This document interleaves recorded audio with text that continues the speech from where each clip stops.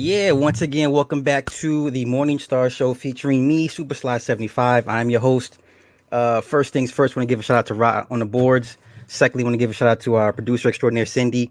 She was so kind to give me last week off. She said I didn't have to work in the fields. So we want to thank Cindy for giving us the last week off. All right. Also, you can visit us on www.onthewakeupradio.com.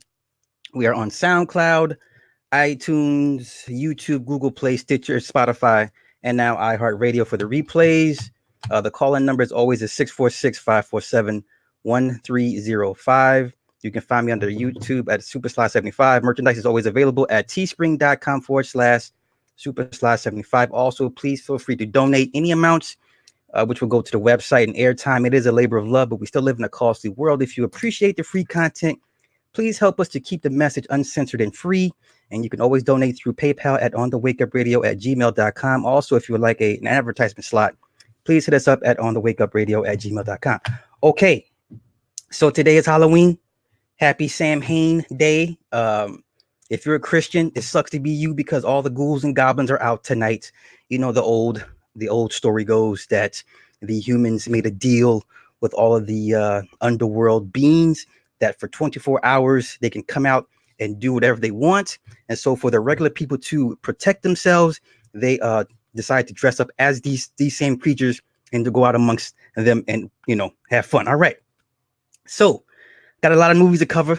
First things first, I want to talk about Maleficent real quick. I'm just going off memory for Maleficent. The third act was trash. It was trash. The imagery, very, very visual. Let me get into it real quick. Maleficent is the representation of Hathor. At least I've always thought she was a representation of Hathor. So basically, Queen Ingrid wants to destroy the fairies and the Moors, right? Not the Moors, not the Moors temple like, but the Moors, right? The where the fairies live. Okay, so she concocts this plan to blame Maleficent for poisoning her king, the husband, right? When actually she was the one who poisoned the husband with the golden spindle that was used to put the girl to sleep in the first Maleficent. Okay, so then moving forward, she has a pixie. Her pixie scientist is the one that creates the concoction that's able to basically destroy the fairies. What he discovers is the Teutonbloom flower.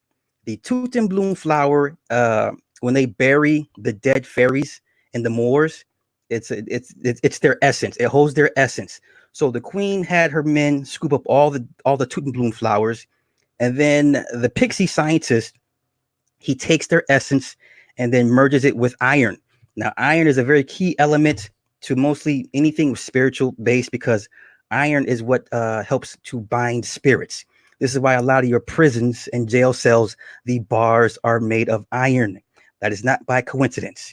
Okay, that is to confine and bind the spirit. Okay, so now you know Maleficent has an aversion to iron. So do all the other kind like her. Okay, so then Pixie creates the red dust from the essence of the dead fairies along with iron.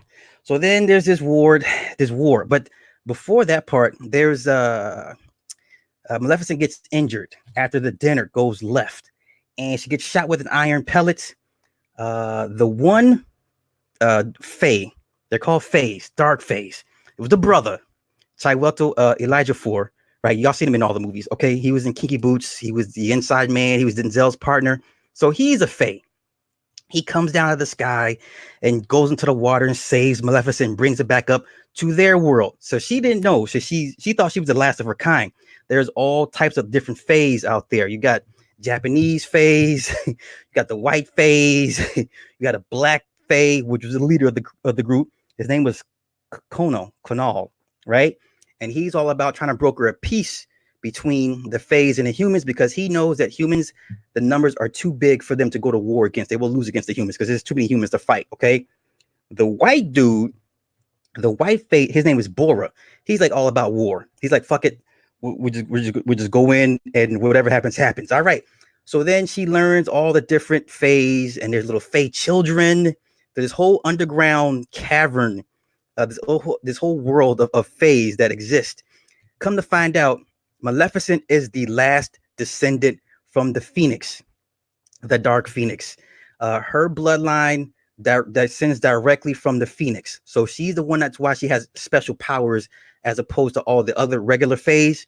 Now, all the other regular Fays have powers, but she's special because she is a direct descendant to the Phoenix. All right. So moving forward, Conal,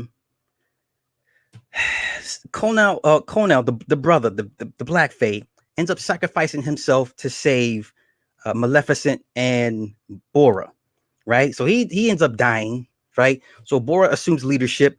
They get ready to go to war. So the entire third act is really, really trash. They get to fighting. Then the queen unleashes the red dust. And when they get hit with the dust, they instantly disintegrate. Or if they're a fairy, they get turned back into their natural state. Okay. So then the one scene, they had the church full of all the fairies. Because the queen's like, yeah, my son's getting married to old girl. So I want all the fairies to come in as special guests. So she locks him in the church. The one girl, her henchman, she's such a savage in this movie. She's playing the organ, and every time she hits a certain key, it shoots out the red dust. And you have a cathedral of fairies trapped inside, getting hit with the dust, and they're all getting turned into flowers and trees and shit. All right, the third act was trash. They made peace. They discover Queen Ingrid was behind all this. She gets turned into a goat, and they live happily ever after. Dead ass. So, but then before that, Maleficent saved her daughter. She got shot in the back with the arrow with the red dust. She disintegrates. The daughter's crying, so her tears hit the ashes, and all of a sudden, Maleficent she rises from the ashes, right? And she becomes this big ass giant black phoenix. Yada yada yada. At the end of the day, it's bullshit. The imagery looked good. The winged fays coming from the sky, like the fallen angels from the Bible. It looked really, really good. Visually looked good. Storytelling trash. Script trash. Other than that, that's Maleficent. That was pretty much it. Okay, so now let's get into the real stuff. So this Halloween special, I decided to go to watch some Halloween-esque movies and do some breakdowns that way. So the first thing I watched, I really didn't care for, but I just wanted to keep in the spirit of things, was the Creepshow reboot, Creepshow 2019. And if you haven't heard of it, because it's on Shudder. Shudder is like this horror online streaming service that shows nothing but horror movies. So they redid the Creepshow. For those that's old enough to remember Creepshow 1 and 2. All right, so then the first episode of Creepshow is called All Hallows Eve. And there's these kids named Pete, Bobby, Bradwell, Skeeter, Jill. They belong to the Yellow Dragon Club, and they go out trick-or-treating. So what happens, basically in a nutshell, with this story is these kids are dead. These kids died at the hands of some bullies. They were set on fire. They were locked in a treehouse and set on fire. So every year, their spirits come back trick-or-treating, and they specifically go to the houses of where these children live. The parents know who these kids are. So what they do every year is they snatch up one of their kids as revenge until the last kid that was in that group that killed them is taken, and they return back they go back to the grave site, and they're finally able to rest at peace. All right, that was the first episode. Like I said, it really was nothing to watch, but I figured I'd just watch it anyway. Second episode is a little bit deeper. It's called Man in a Suitcase. All right, so this kid, he's on a flight. He gets in. His suitcase is switched out.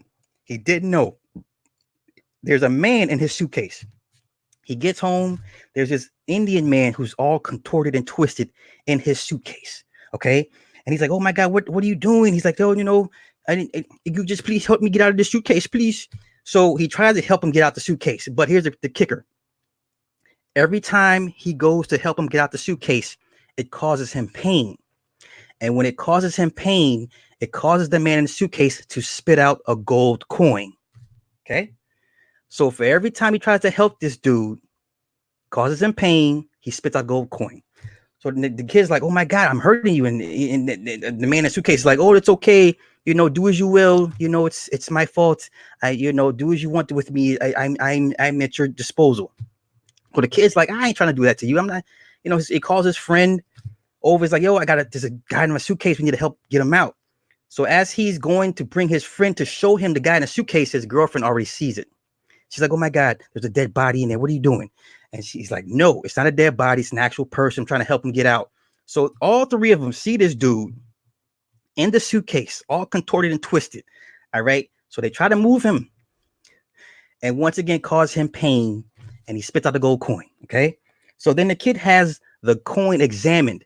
And Big Boy from Outkast is in this particular episode. He plays the appraiser. So the coin comes from Abdul Amin II. He died after World War I, along with the Ottoman Empire. And okay, so then his friend has the crazy idea. He says, "Look, we can't let him go." He said, "What do you mean not let him go?" He said, "Look, this guy spits out coins. Yo, we could pay bills and do things, whatever." So they make an agreement to keep the guy for 48 hours. After 48 hours, they agree to let him go. So during this 48 hours, let me tell you, they torture this man sun up to sundown, and he's just spitting out coins. Okay. This is almost like the goose that lays the golden egg. So they torture this guy incessantly, and he's just spitting out coins. And you see them buying shit, right? The clothes get nicer. The stuff in the house gets a little nicer. They got money counting machines and shit. Okay. So then after the 48 hours is up, the kid's like, hey, man, look, it's 48 hours. We agreed to let him go. His friend's like, no, we can't let him go. Listen, we almost paid off our college loans. Yo, you want to buy a house? We're almost there. Don't you want to buy this car that you're looking at? So, of course, their agreed. And then also the kid didn't know that his friend and his ex-girlfriend were sleeping together. He didn't know that, okay? So, of course, the ex-girlfriend and his friend want to keep the gravy train rolling. So the kid's like, no, we got to stop. So he's about to try and help the guy get out. The girlfriend hits him in the head with a hammer. He falls out. You think he's dead. He's not dead. Okay. But you don't know about that until later on. So then the ex-girl and his friend go to torture him some more. And all of a sudden, the man in the suitcase, he comes out. He transforms into this huge jinn, right? He's a jinn. The whole time he was a jinn testing their morality and integrity. Okay. So he turns into this jinn. He's laughing at them and they're all freaked out. So he snaps his fingers and he puts them in a suitcase. So now they're both twisted and contorted in suitcases. Okay. The next scene, the kid that got hit in the head with the hammer wakes up in the hospital room. He sees a bouquet of flowers from the jinn. And it says, if you need any help, just think of me in the future and I'll be there for you. Okay. So he passed the test to a certain extent. The ex-girlfriend and his buddy. So the jinn back in his human form is walking to the airport terminal. And the stewardess is like, oh, okay, yeah, Mr. So and such, because he's a frequent flyer. And he has a row of suitcases. And he says, are you guys sure you'll be able to accommodate my luggage? Oh, yes, sir. That won't be a problem. You're such a valued customer. Literally has a row of suitcases with bodies in them. And then as they load the suitcase onto the conveyor, you can hear the two in the suitcases screaming and yelling. Okay, that was that story. That was kind of good. All right, episode number 3 is called Bad Wolf Down. I'm going to skim through this one because this really kind of put me to sleep almost. It's a World War I scenario. U.S. GI Joes are fighting Germans. They killed a bunch of Germans, and they get outnumbered because the reinforcements come. They run to this house. I'm sorry, not a house, but an abandoned police station. And then there's a poster of a wolf man on the tree that nobody sees. Okay, so then the GIs are in the abandoned police station. Like, what's our next move? We're outnumbered. They find a map to the rally point. So the point is the plan is to get to the rally point. One of the soldiers named Quint starts to kind of hallucinate and kind of lose his grip on things, right? So he starts to kind of break away from the camp or the regiment for a certain extent. Okay, so then there's one lady in the jail cell that no one saw. So she reached out to grab one of the soldiers. The soldier flips out, turns around, and shoots the lady in the stomach. Okay. They're like, what the hell is she in the jail cell? What's going on? They go in there to help her.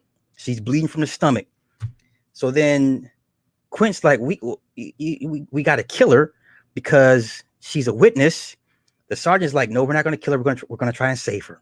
So Quint, being the asshole that he is, he locks them in the cell with this woman that's bleeding from the stomach. He runs off to the rally point, leaves them behind. So then the rest of the soldiers are trying to figure out how to save this woman. Then they look at her stomach and they say, and her stomach heals from the gunshot wound. They're like, what kind of shit is this? What are you? And she's speaking in German. She's like, the pain, I don't want to do this anymore. Please kill me.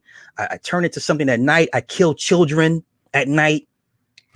So then one of the soldiers has a silver cross. And he gives her the silver cross. She swallows the silver cross. Meanwhile, the German SS heard the gunshot. So they're on the way to the police station. Okay. So then one of the GIs asked the lady, he said, look, before you die, we need you to do one favor for us. And so she bites all of them. Okay. She bites all the GI soldiers in the jail cell with her. She dies off. The Germans show up. And then all of a sudden, the GIs turn into werewolves. They turn into werewolves. They kill the Germans. Right? Okay. Then they get down. Then they make their way to the rally point. And then the sergeant catches up to Quint, the guy that left him in the jail cell. Quint stepped on a landmine, and his legs and arms are blown off, and he's still alive. He's like, "Oh my gosh, Sarge, I didn't mean to leave you like that. Don't leave me like this." He said, "Where's the rest of the guys?" And he says, "Oh, they're out having a bite to eat." So then the Sarge transformed into a werewolf and finishes off Quint.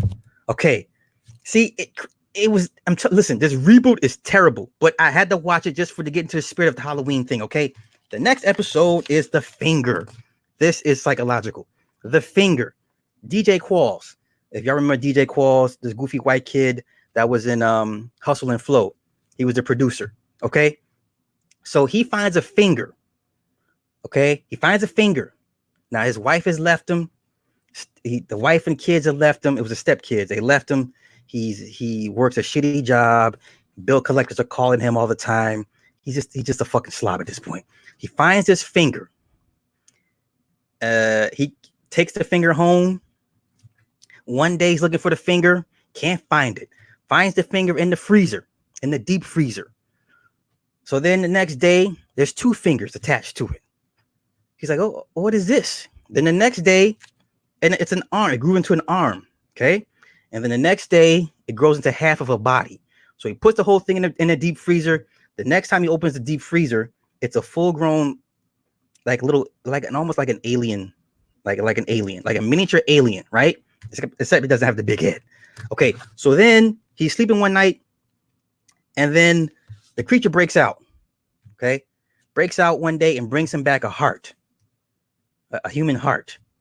So come to find out, whoever this guy does not like, because he's on the phone always yelling at somebody.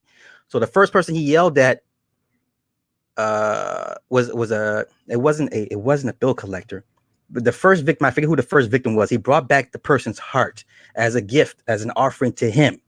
So then as he gets to know the creature likes to watch soap operas. It eats popcorn. The creature can understand him. Okay. So basically this creature is an emotional extension of the guy, of DJ. All right.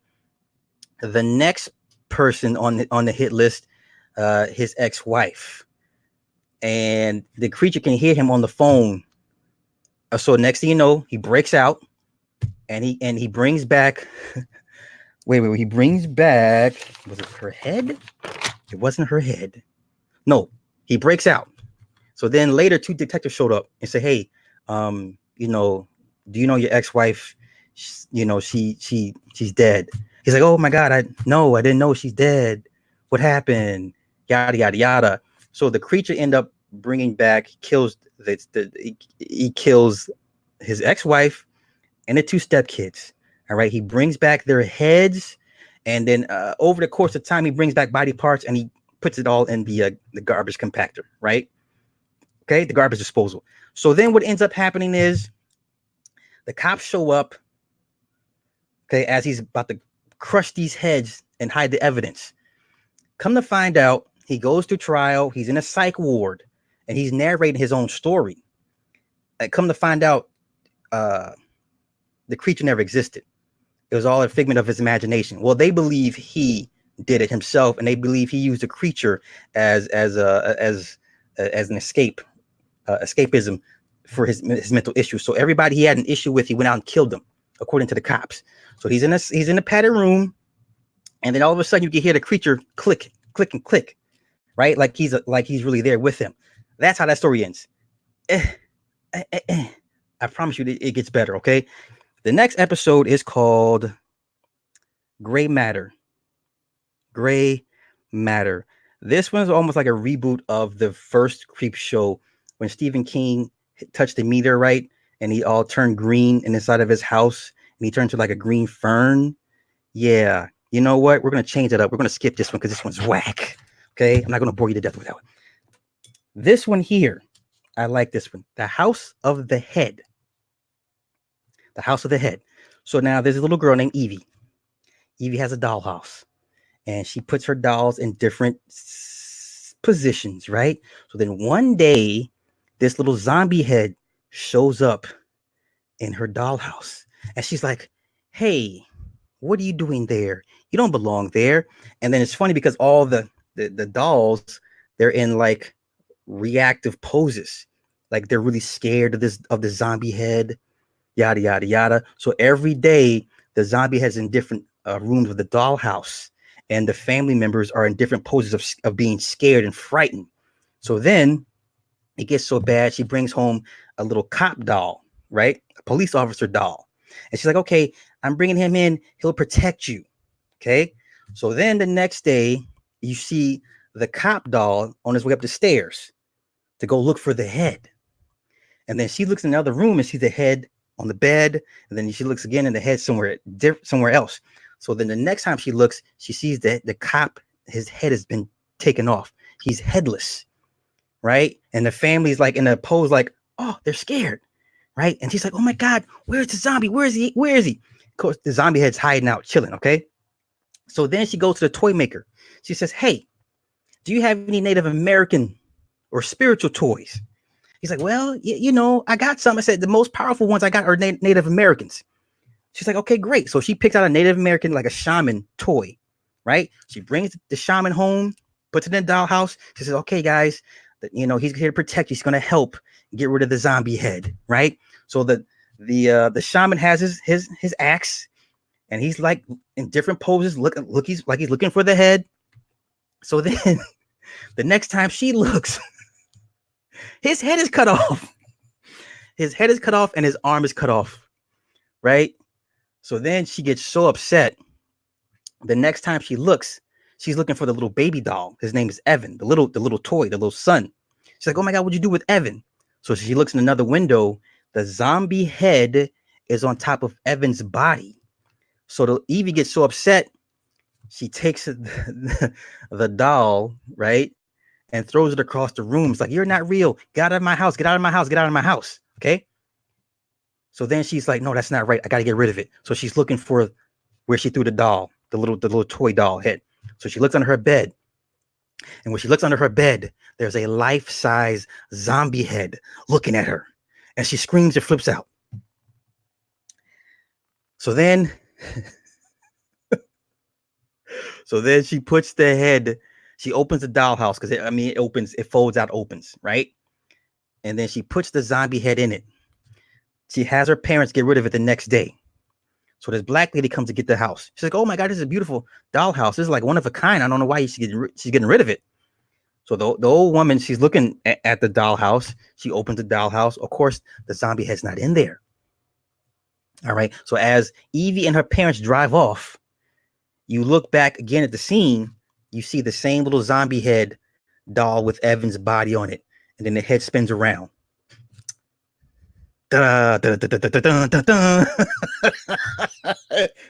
Listen, I promise y'all, The next two movie reviews I break down is going to be so much better. Just bear with me. I'm trying to get into the season of all this shit. Okay. All right. When was that the last episode of Creepshow? Yes, it was. Now, before I get into the movie that I really want to get into, I'm gonna say that for the end. This goddamn Watchmen shit that y'all been harassing me about. I had no intentions on watching the Watchmen. I've already seen I read the comics as a kid. I like what Zack Snyder did with his movie, right? I had no intentions of watching this goddamn Watchmen shit, but y'all was in my ass about this shit. I've never heard so many black people, men and women, so upset about this goddamn series. And what have I told y'all about letting these people control your emotions? Don't let them control your emotions. And from the first 2 minutes of this goddamn series, niggas is up. Oh my God, the Tulsa. God damn, Tulsa. Okay, so let's get into it. The first episode, it opens up with an old silent film. There's the bad guy. You thought the brother was the bad guy. Come to find out, it's Bass Reeves. Bass Reeves is the first black deputy sheriff out of fucking where the fuck? He was the first black deputy U.S. Marshal. Arrested over 3,000 felons. He lived in several different Indian territories. He died of nephritis called Bright's disease. It was a kidney ailment. So this little black boy is watching this silent film of Bass Reeves. He apprehends the bad white man. Blah blah blah. Okay, so now the mother is playing the piano while he's watching this silent film. All of a sudden, you hear bombs and gunshots and people screaming. So this shit just literally as this is going on, the Tulsa massacre, because you can't call it a riot, because a riot means two forces going at it. You know what I'm saying? This was a massacre. So the mother grabs the boy. The daddy is a GI. He grabs the boy. He gives her the shotgun, and they run out the theater. So while they're running out the theater, you see the images. You see black people getting dragged and shot and set on fire, and Klan members. Okay, yeah, it's a very surreal, very raw, visceral image. Yes, I could understand why the average black person would get upset by watching this shit. I'm more upset that black people are upset because white people didn't think this really happened. So now that white people know this happened, what happens next? Are they going to be like, well, our bad, here's some money? Because that's not what's going to happen at the end of the day. All right. Anywho, so there's a secret caravan. They meet up where other black families are sending their children to go off into hiding. They write the note, says, watch over this boy. Put the note with the boy. Their daddy says, I'm gonna see you soon, whatever the case, and put him in a box. And the people take off with him. And as he is leaving the scene, he can see the imagery, see a plane dropping bombs and shit and fires, and it's just carnage. I get it. Okay. So then we cut to present time. A white guy's being pulled over by a cop. Now, this is an alternate timeline because it tells you it's an alternate timeline in Tulsa, Oklahoma, blah, blah, blah, blah, blah. The cop walks up, says, this interview is being recorded. Do you consent? The civilian says, sure. The cop asks, what are you holding, lettuce? And the cop says, can I take a look? The civilian says, can I take a look at your face? Because in this version of the timeline, cops are they wear masks, so they cannot be identified, because there's a situation called the White Night where over 40 cops were basically killed off in one night. I'll get to that later. Okay. So then the cop becomes irritated. He returns back to his car. Civilian refused to search. The cop asks dispatch for weapons off. All right. So in this timeline, the cops have to ask permission to release their weapons, right? Because it's locked under the dashboard. So the guy named Panda. Panda is this guy that wears a panda head. Panda is like the legal jurisprudence for the cops. Like, he is the bookworm. He's like the protocol guy. Okay, if it doesn't match protocol, then Panda ain't gonna rock with it. Okay, so he has to ask Panda. Uh, he tells Panda the situation. Because when he first called in the dispatch, he said, "Hey, I need a weapons unlock. Anybody but Panda." Panda's like, "No, I'm here. I'll take the call. What you need?" He's like, "Fuck, it's Panda." So he don't want to talk to Panda. So the cop tells Panda civilian refused search and notice cavalry contraband and asks for weapons unlock. Panda asks, "What kind of contraband?" The cop says it was a Rorschach mask. Panda asks, "Are you sure?" The cop says yes. Panda asks for probability of drugs or alcohol. The cop says high. Panda asks for probability of firearms or explosives in the vehicle. Cop says high. Panda, what's your overall perceived threat level? Cop says high. High mean as a high threat, high probability. That's what I'm saying. Okay. Then they release the cop's gun. Doesn't work the first 2 times. It worked on the 3rd time.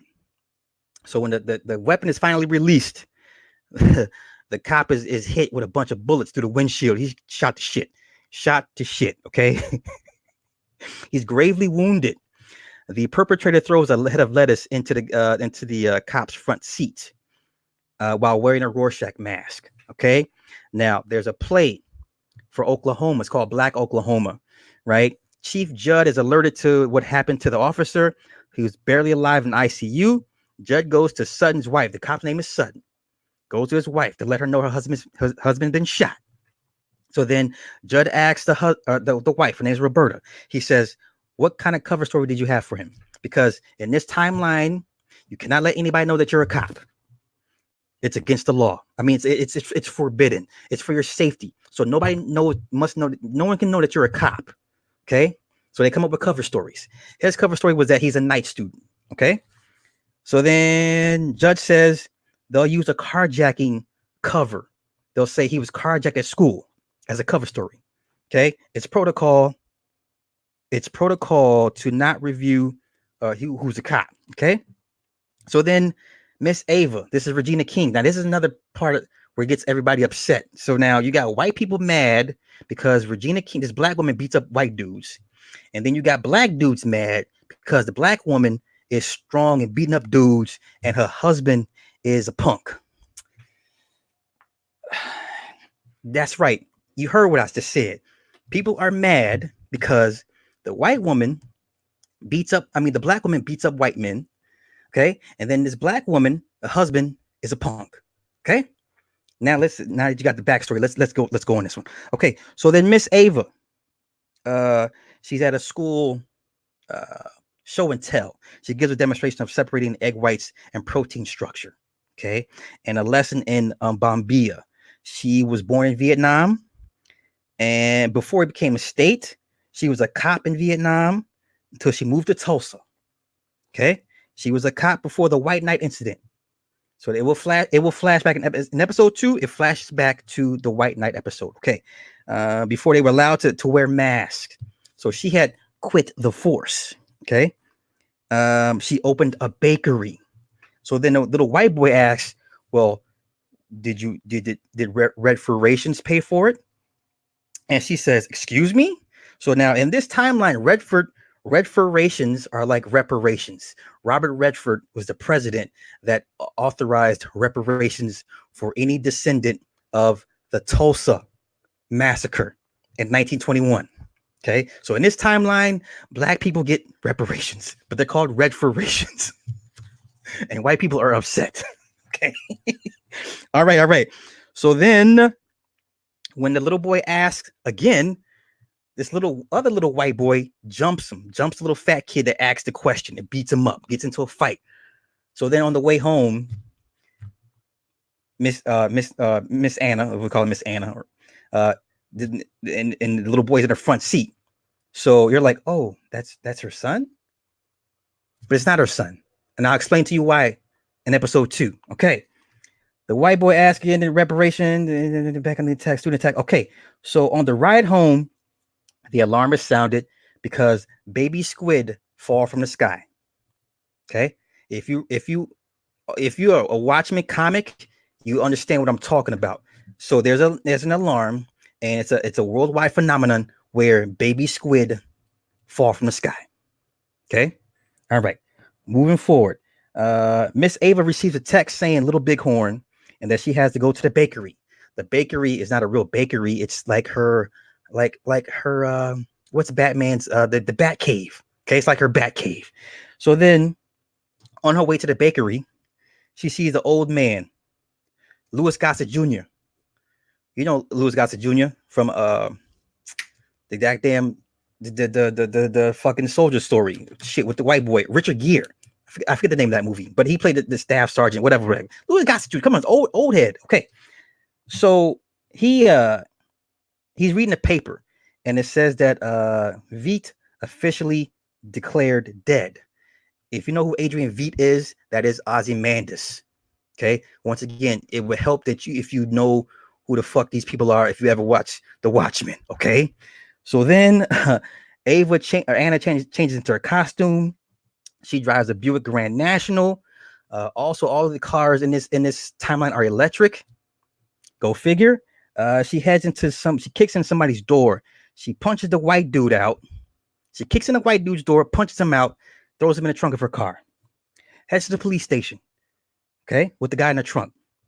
So there's a tape of Rorschach playing, and there's an overturn about liberal ideas, praising the 7th Cavalry. So basically, you have the cops versus the 7th Cavalry. Okay, they're like the militia. Okay, and so then Chief Judd, played by Don Johnson, he addresses the cops and tells them to go to Nixonville. This is where all the rednecks, basically all the white rednecks, live in Nixonville. Okay, to round up suspects under Article 4. Article 4 is a 24-hour release of weapons only if the majority of cops feel their lives are in direct or immediate threat. Panda tells the chief, hey, you're making a mistake. You can't do this. And chief is like, oh, yeah? Okay, so the chief does this. He asks different cops, hey, do you feel your life is in a direct immediate danger? They're like, yes. So he gets the majority vote to release the weapons for 24 hours, okay? Anna questions why didn't the chief call her? And then they reminisce about Black Oklahoma.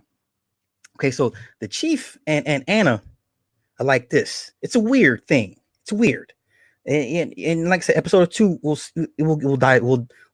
divest into that. Okay, so then Anna tells the chief she has a suspect and to put him in a pod. So the suspect asks for a lawyer. Glass tells him terrorists aren't allowed to have lawyers because he's deemed a terrorist. Okay, this is true. All right.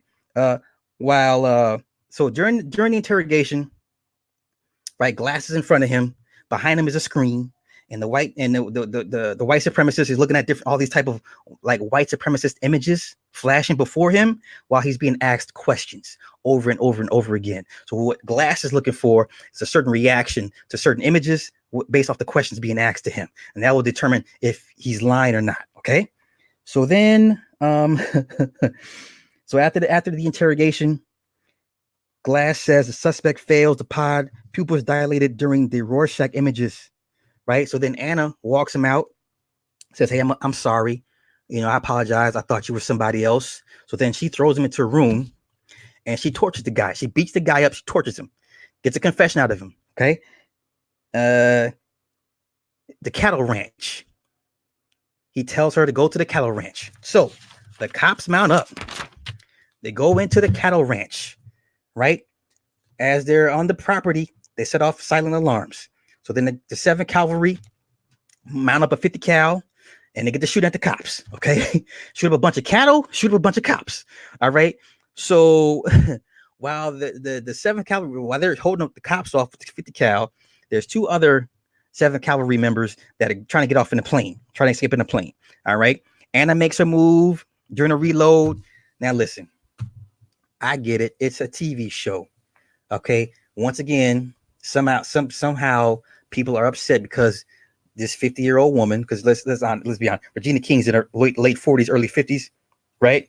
She's running around here doing acrobatic shit, whooping ass, beating up big white men. This is what a lot of people are mad because this little white woman is beating up big white men. Okay, fine. So then she takes down the members one by one. The one suspect she had in the custody, he takes a cyanide tablet.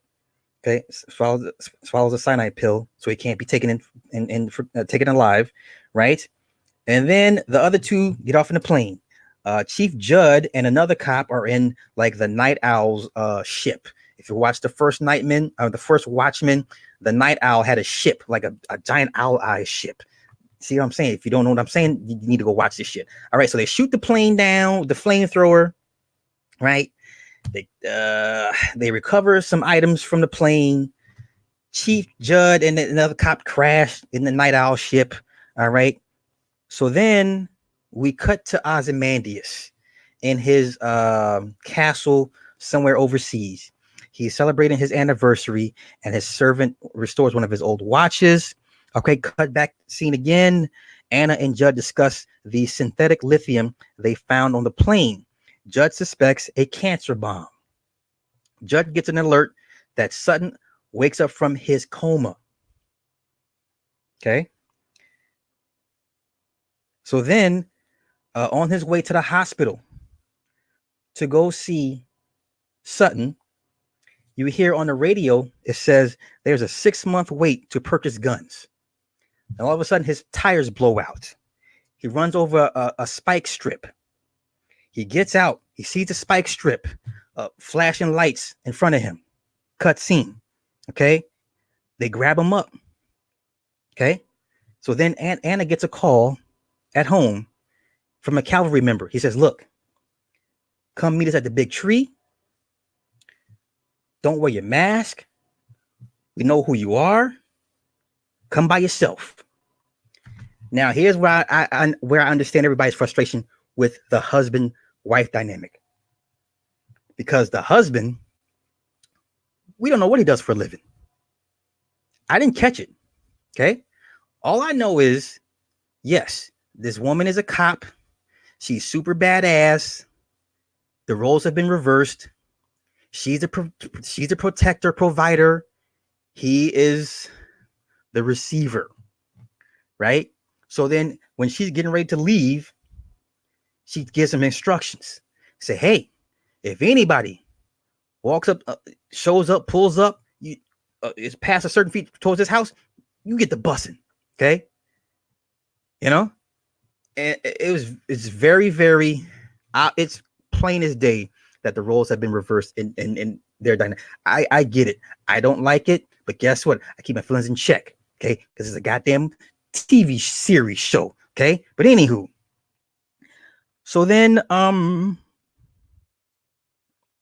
goes to the big tree, and the same old black man, Louis Gossett Jr., is sitting in a wheelchair at the big tree, and there's a body hanging from it, and it's Chief Judd's body.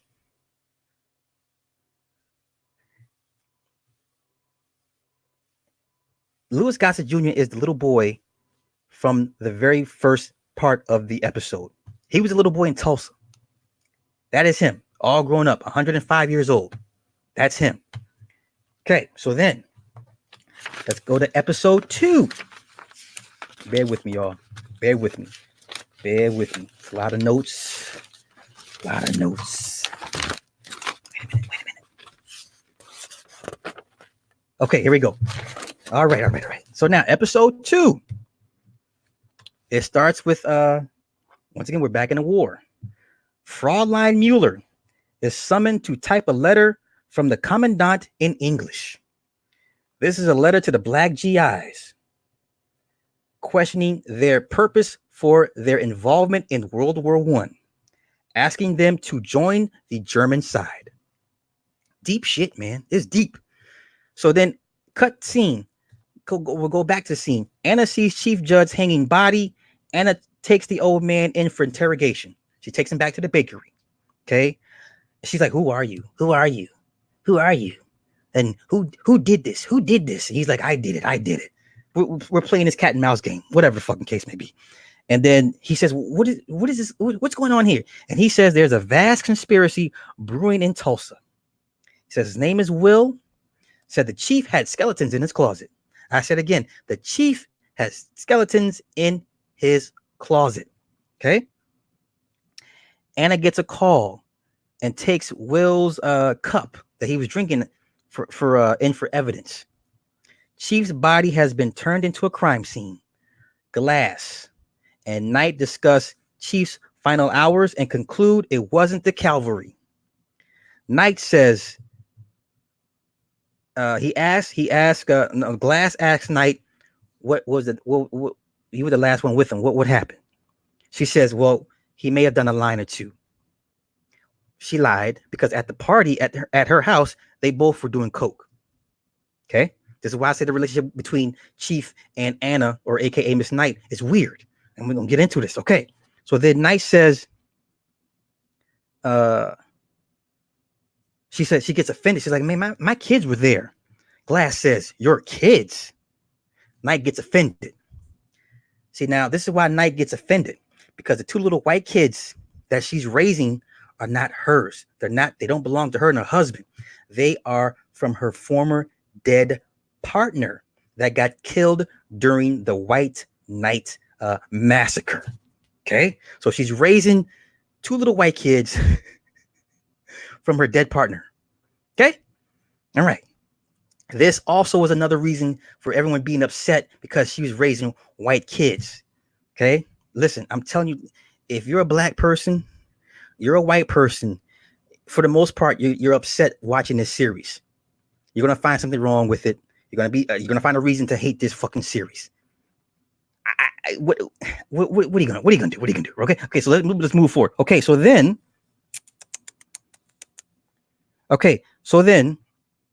the cavalry.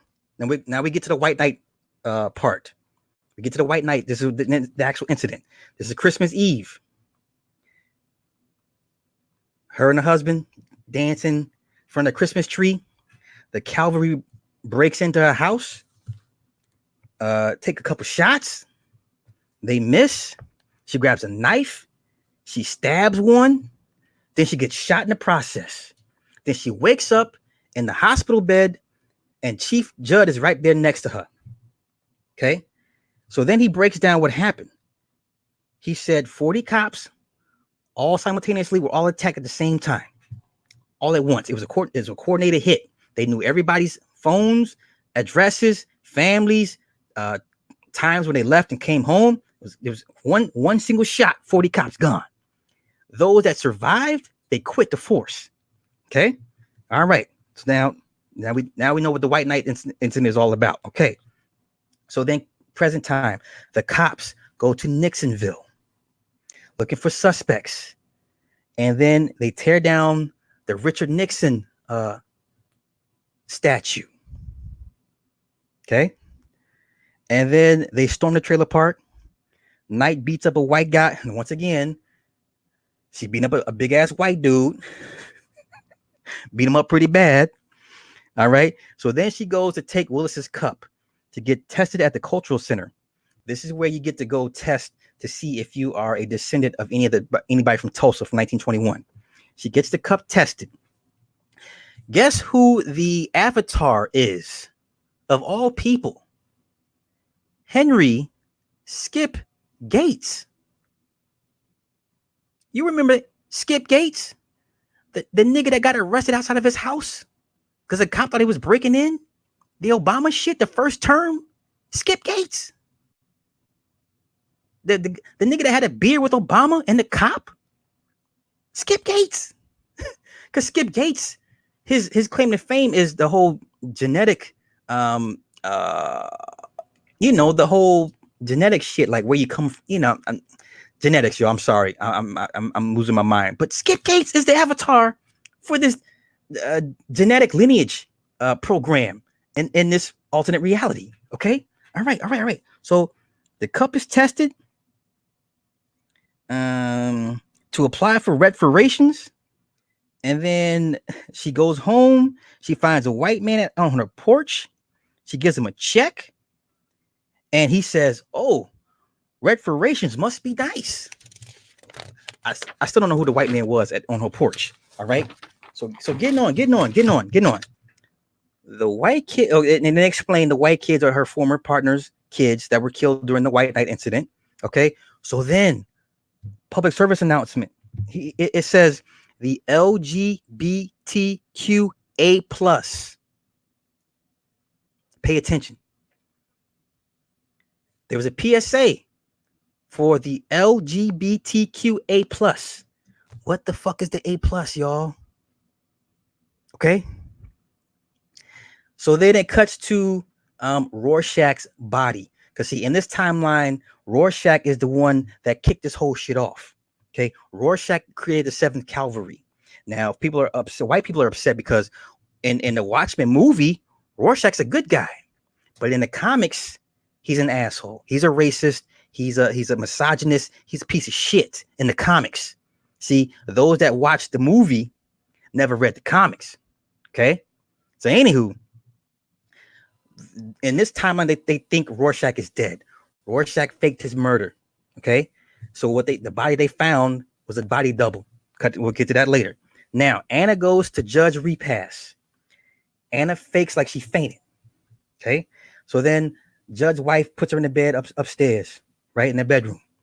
Anna wakes up like she woke, you know what I'm saying? She puts on her 3D glasses and starts looking around the room, looking for clues, looking for the skeletons in his closet. She literally looks in his closet and she finds a Ku Klux Klan robe outfit in Chief Judge's closet.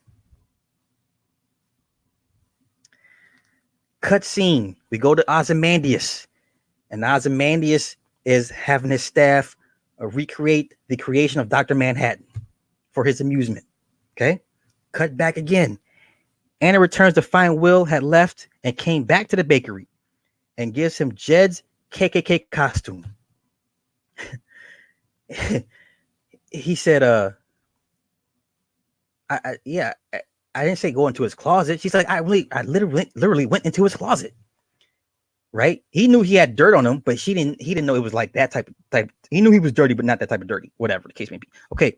So then Anna gets a phone call confirming Will's status. He's eligible for reparations and that he has 2 living descendants. They ask her, do you know the name of one of these descendants? She says, Angela Abar. Angela Abar is a living descendant of Will. Will is her grandfather. Then places him under arrest as she takes him to the car to put him into the van. There's a giant magnet, drops on top of the vehicle, and lifts Will into the sky. And then Angela finds the note that Will had carried as a child. Watch over this boy. On the opposite page, on the opposite side of the watch over this boy was the actual part of the typing of that letter from the commandant to the black GIs that old girl Fraulein had typed up years prior. This shit is fucking crazy.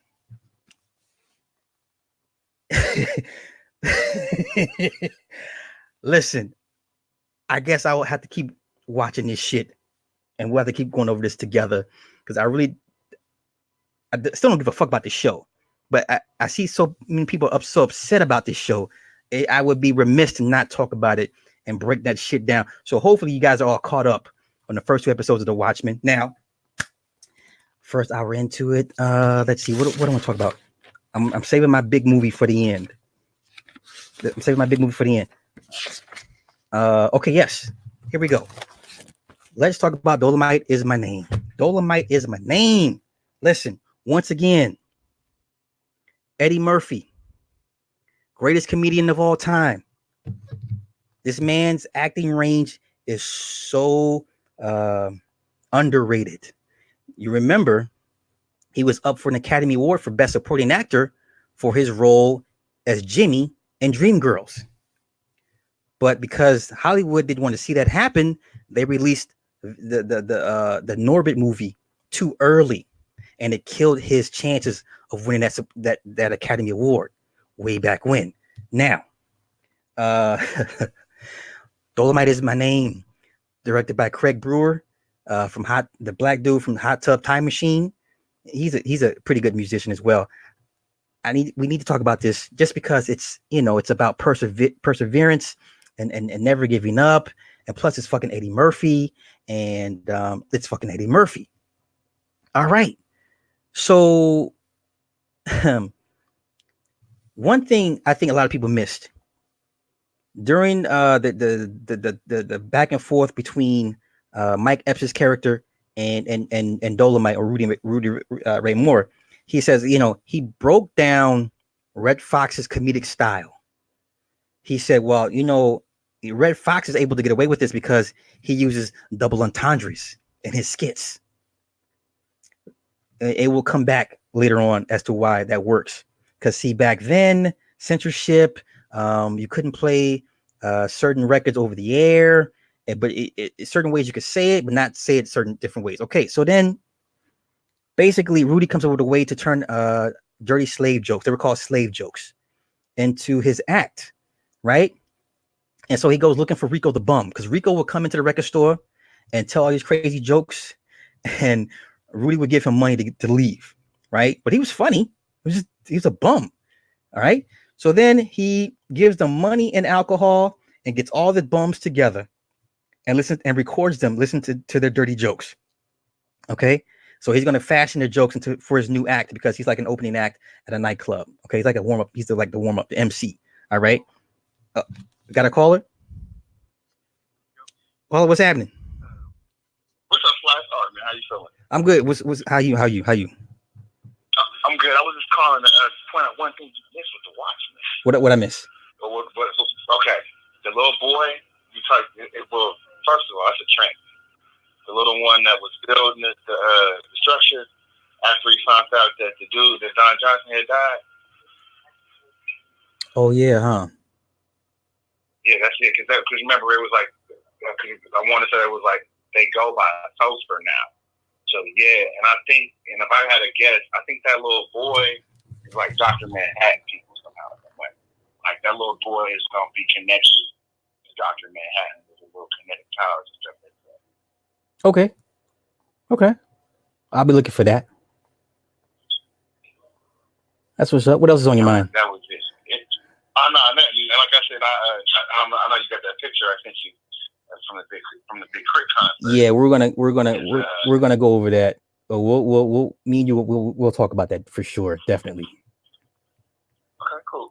Just let me know when you're ready. But I just wanted to call back and point that out, because like I said, that kind of struck me. And I was like, damn.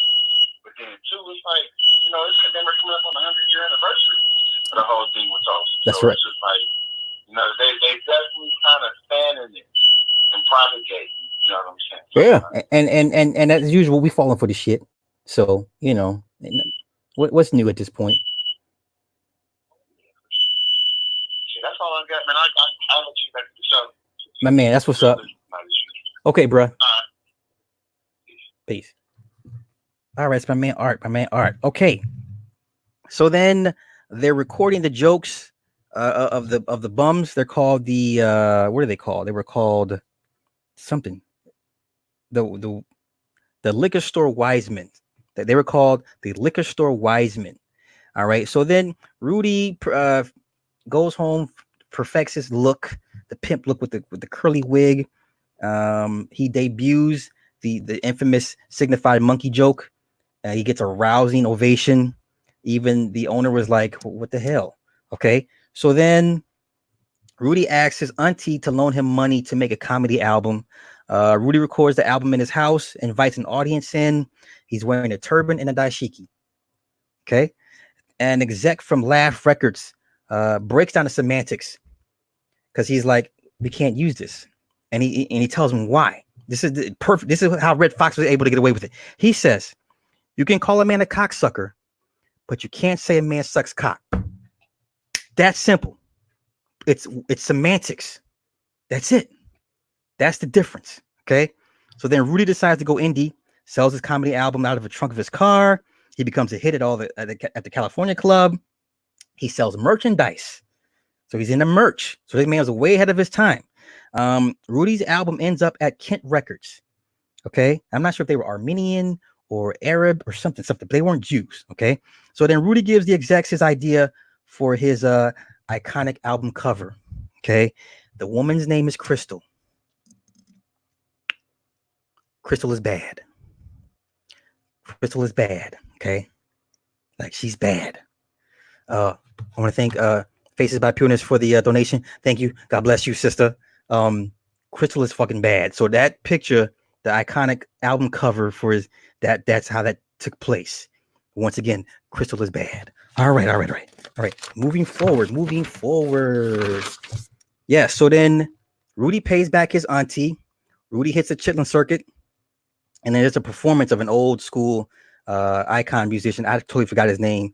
Rudy sees a domestic violence situation take place in the audience, right? The woman caught a man cheating. She punches him out.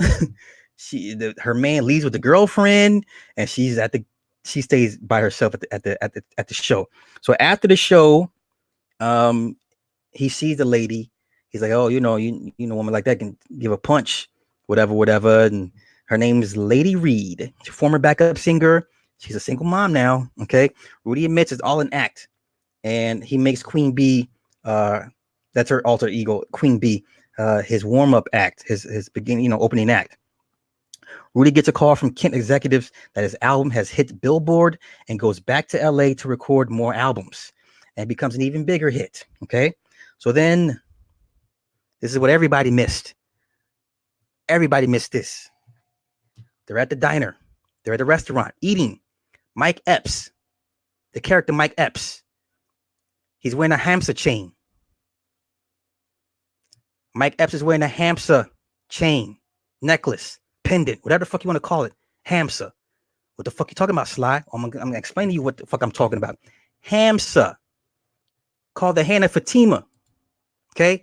The hamster hand is an ancient Middle Eastern amulet symbolizing the hand of God. In all faiths, it is a protective sign. It brings its owner happiness, luck, health, and good fortune. The hamsa hand has a wide variety of different spellings, which includes Hamesh, Hamsa, Kamsa, Kamsa. It is also identified as the hand of Miriam, Aaron, and Moses' sister, and the hand of Fatima. And the hamsa hand has two main styles. One style is shaped like a regular hand, and the other two has two symmetrical thumbs. The second of the two styles is the most popular. The wearer of the hamsa hand can wear it facing up or down, and is believed to give the owner success, harmony, protection, and from the Ayin Hara, also known as the evil eye. Now, hand of Fatima. Hand of Fatima commemorates Fatima Zahra, the daughter of Prophet Muhammad and the wife of Hazrat Ali. Let's see. The hand of Fatima is supposed to symbolize Fatima's tough life and her struggle for dignity.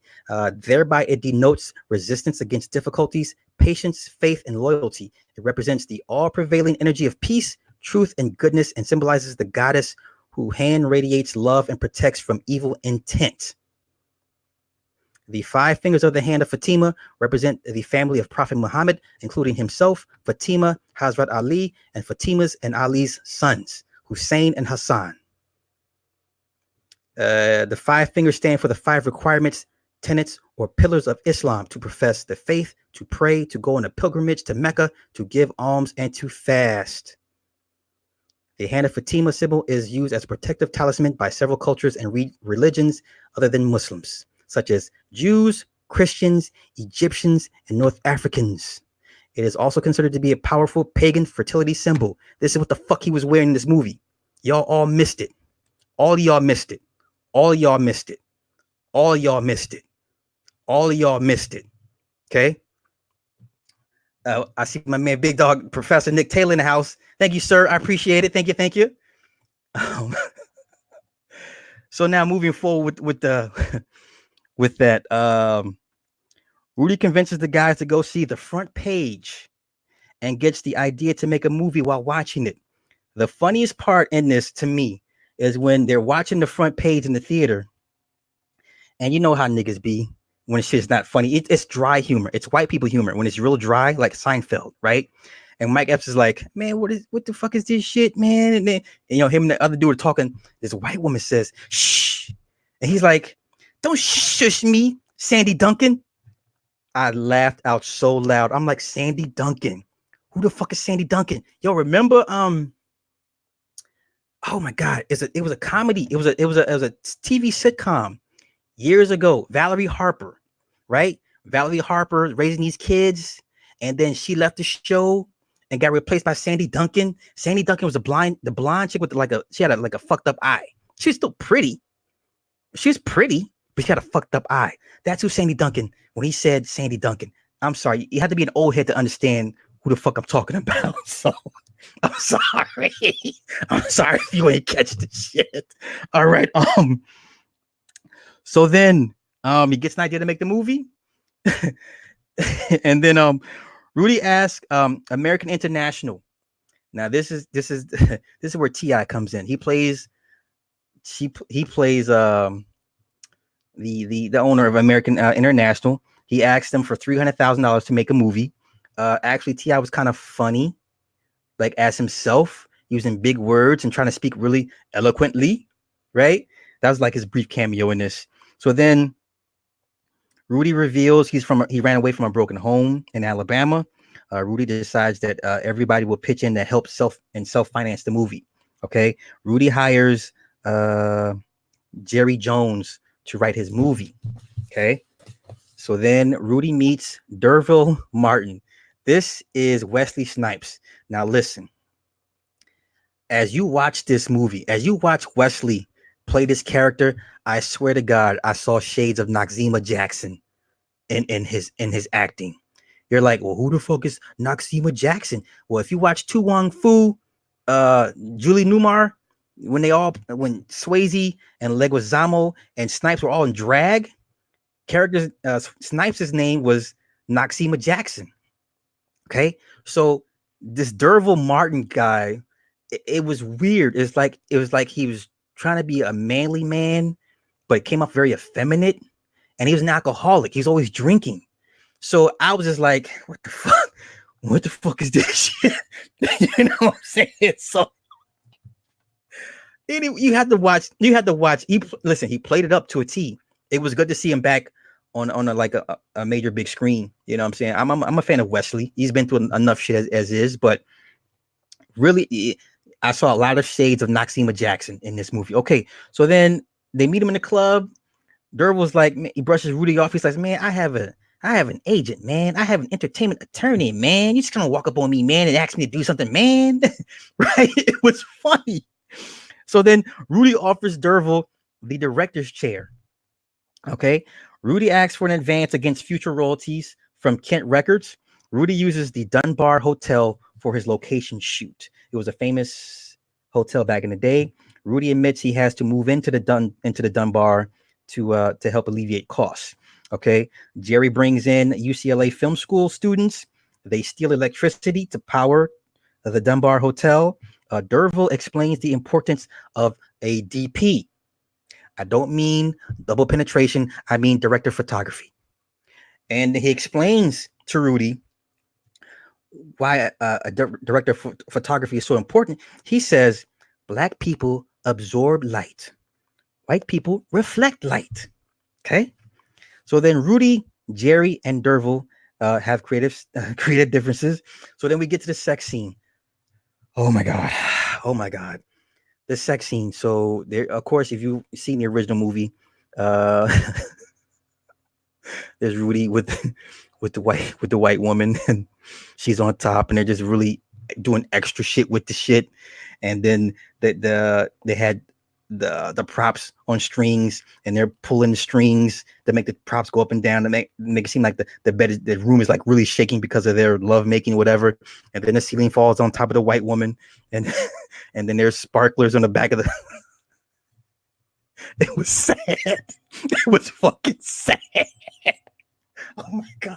Oh my God. I'm sorry. You just had to watch this shit to see what I'm talking about. Okay. So then also D'Urville says in his acting credits, he said he had played the elevator operator in Rosemary's Baby. That threw me off. Don't know why, but we all know how demonic that movie was. Of all the movies to mention, that threw me off. I haven't figured out why they put that in there, but it stuck out to me. Okay, so then Rudy asks for 10 grand. They run out of film. And Rudy goes back to Ken Execs and asks for 10 grand more to buy film. Derville overhears the conversation between Derville and execs. Derville gives Rudy words of inspiration. Okay, he tells him to use this to motivate you to go further. Okay, which is cool. All right. Production ends. Derville becomes dismissive when he finds out he's being hired for the Black Caesar movie. So he shows his ass at the end. Okay. So then Rudy gets rejection calls for distribution for his movie. So then he gets upset with them because he's in debt and nobody wants to distribute his movie. So then Chris Rock, this was a nice cameo. I was so happy that this is why Eddie is the fucking GOAT. Okay. This is why, listen, you will never catch Eddie Murphy in a cameo in a Chris Rock movie. Okay. But you'll catch Chris Rock be a goddamn cameo in an Eddie Murphy movie. That's the difference. Okay. So Rudy's back on the chicken circuit. Chris Rock plays DJ Bobby Vale in Indianapolis, right? They play. So he hooks he hooks Rudy up with his cousin that manages a theater in Indianapolis. Okay, so then I think his name is Baba Apatunde. You've seen this guy in a shitload of movies. He convinces Rudy, say, hey, do a midnight showing, right? So then Rudy's like, well, you gotta pay me in advance. He's like, no, that's not how it works. So Rudy gets schooled in movie finance, right? So then he's like, look, you get the door, I get everything else. Okay. Because potentially he has the room to make more money if he has the door, because you can make the ticket prices, whatever the case may be. So he learns firsthand. So he goes on his rampage, promoting the movie, passing out flyers and leaflets in Indianapolis, whatever, blah, blah, blah, blah, blah. There's a midnight showing and it's packed. Line is around the door. Rudy learns the business of marketing procedures. Okay, so the midnight show is a success. It sets a new house record at that theater. Okay, Dolemite movie hits Variety reports. He gets a call from Dimension Pictures, one of the first people that rejected his movie, to buy the rights to Dolemite. Dolemite agrees, pays back Kent Records what he owed. Okay, and then multiple outlets gave Dolemite horrific reviews on the way to the premiere. They're getting nervous. Dolemite said, hey man, look, we made it this far. What we got to lose? So it's the premiere is packed. It's the line is down around the corner. One thing before I get into the end of it, I always thought that Rudy and old girl was going to be a couple. Queen Bee. I thought I was like, wait a minute, they're not going to hook up. I'm waiting for them to hook up. They never hook up. Okay. So then, anywho, getting back. So then the theater is packed. The standing room only. There's one kid that's with his dad. His dad's like, look, we can't stay here all night. Rudy sees this. He says, hey, man, y'all go ahead and watch the movie. I'm gonna stay out here with the people until it's time for them to get their show, because they're waiting for a 2 a.m. show. Okay. So he's out there. He gives the kid his cane. He lets the kid listen to him imitate himself, whatever the case may be. He's out there with the public, entertaining the crowd, people loving the shit. So then it ends, and then the credits roll by, and it was I think the movie made $10 million gross nationwide, and it was a success. And they made other movies, yada yada yada. It was a good feel-good story of perseverance and believing in yourself against all odds. I know it's not a Halloween themed movie, but I thought the message was needed. It was resounding. So I love the flick, So yeah, with that, I'm gonna take me a small break because I'm tired and I'm thirsty. So I will be back in 2 and 2 with my final movie breakdown.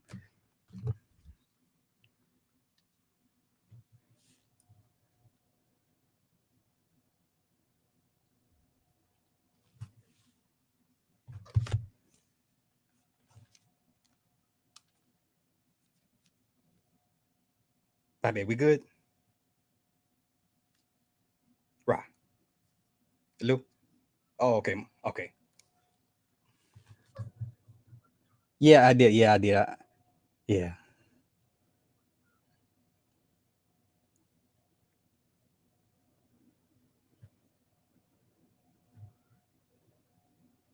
Okay, cool. No, you're good. I understand. I understand.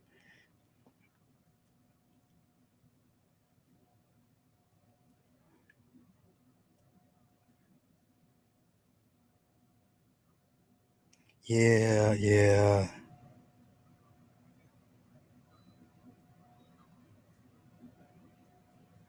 Uh,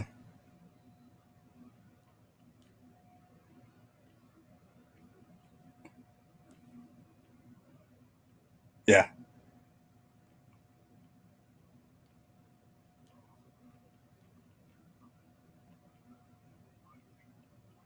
Hmm.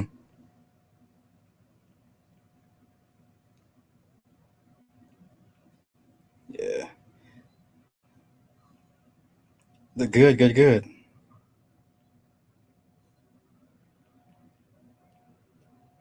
Yeah.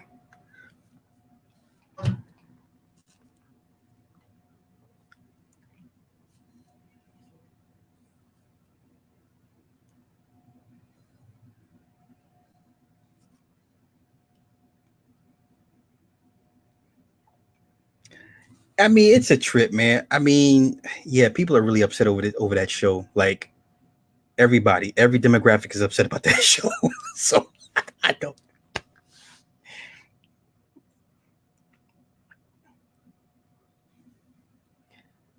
Yeah, I'm like, I don't know. Why would I want to watch that shit? I don't want to see that shit.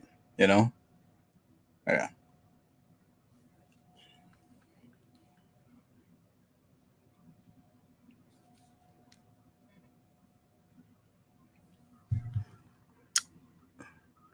Oh, the Creep Show. Creep. Yeah, that shit was trash. That shit's trash. Man, it's fucking trash.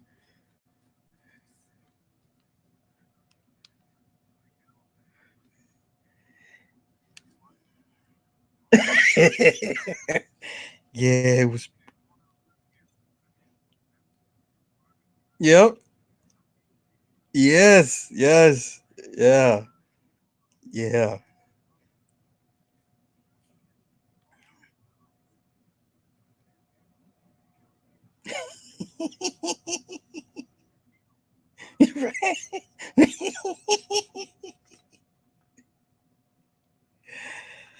Oh yeah, it was pretty bad. It was pretty bad. Pretty bad. You know what? Can we just do one song? I got enough for the next 30 or 45 minutes. Yeah. All right.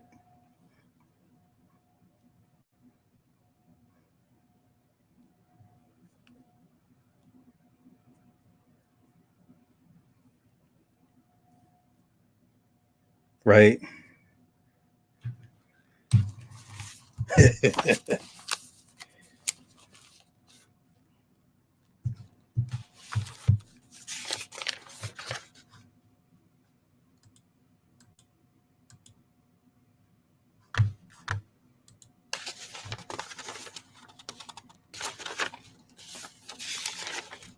Okay.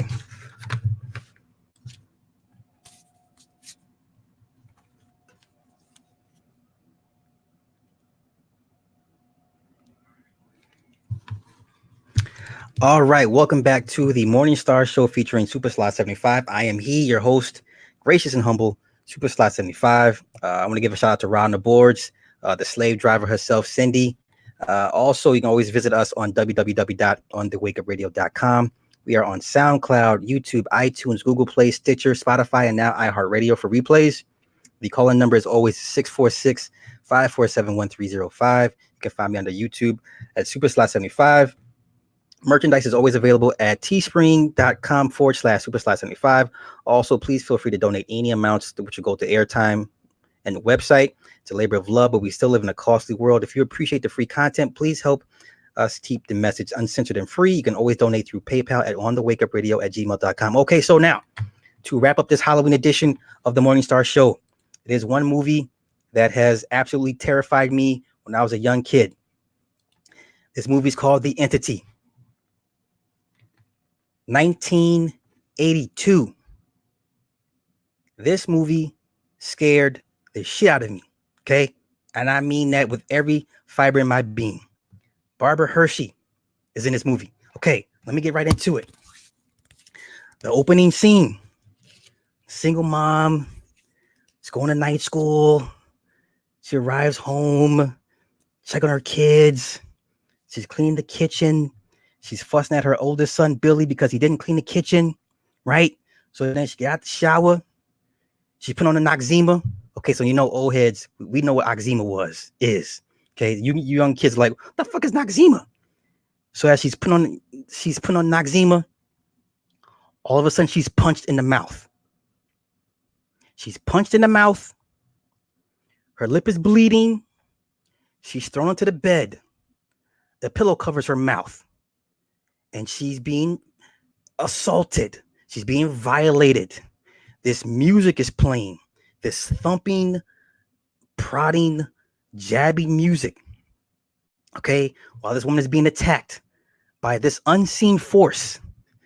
And then you get in the camera, and she's being jerked onto the bed, right? Every vibration. And she nearly passes out. So then it stops. The music stops.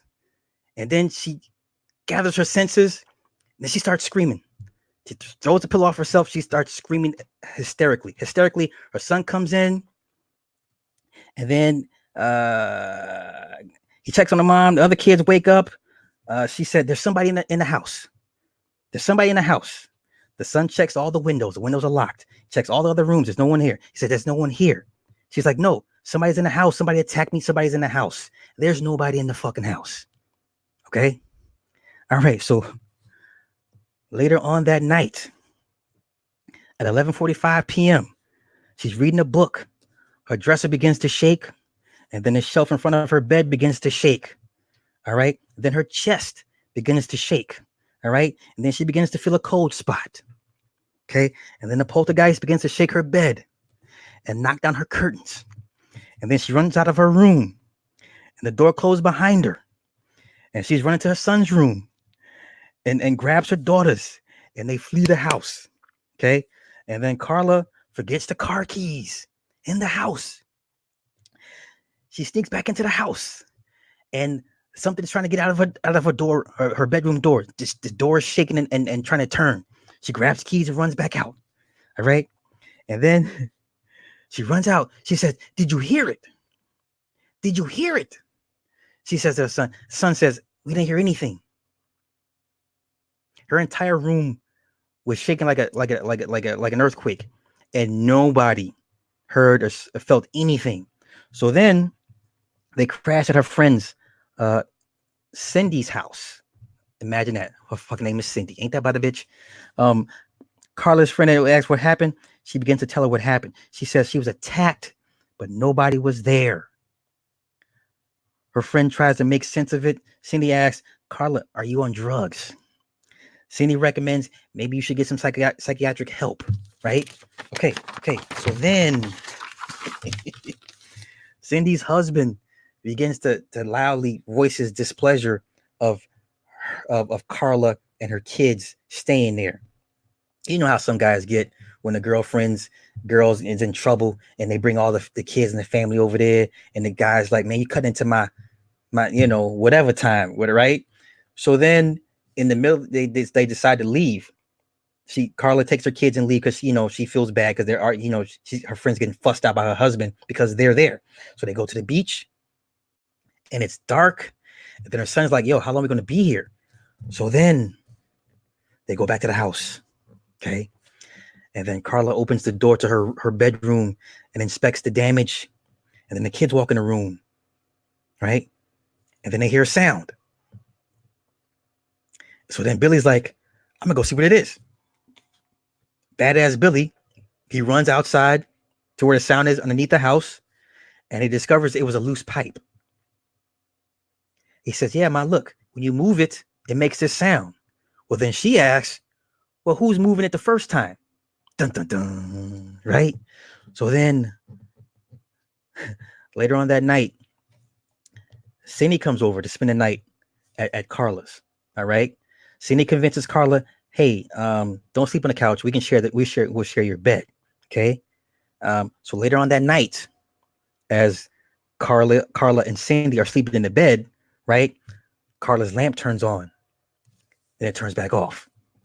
Okay. So then the next morning, during Carla's drive to work in traffic, the spirit mashes her gas pedal and she's created through traffic, trying to avoid crashing. She's hysterical. And the car is going faster and faster. The brakes ain't working. So she finally spins out towards an embankment at the bottom next to a park. So then I'm laughing, but as it goes further, this will not be funny. All right. So then Carla goes to see a psychiatrist and he asks her, has this happened before? She tells Dr. Silver the first time she was raped, but there was nobody there. Okay. Dr. Silver says it wasn't a real man. She says he evaporated. Dr. Silver says, did it feel like a man? She says, a big man. Dr. Silver asks, was there pain?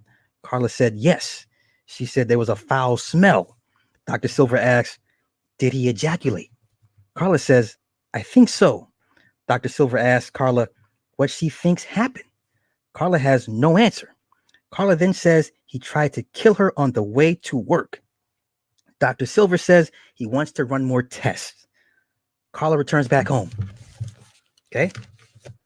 Carla begins to undress and run bath water. As Carla enters the tub, the bathroom door closes. Carla stands up in utter fear. Then the other door closes. Carla gets out of the bathtub and moves in front of the sink where she's trying to open the door behind her. The door will not open. The poltergeist yanks her, turns her around, throws her against the wall, has her face pressed up against her mirror. And man, listen, I'm telling you.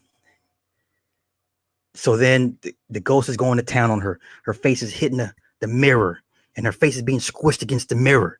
And this thing is just jackhammering away at her, right? So then it throws her against the shower curtain, right? So her face is against the shower curtain and she can't breathe. And this thing is just going to town, and then the vibrations and the motions, and then this music is playing.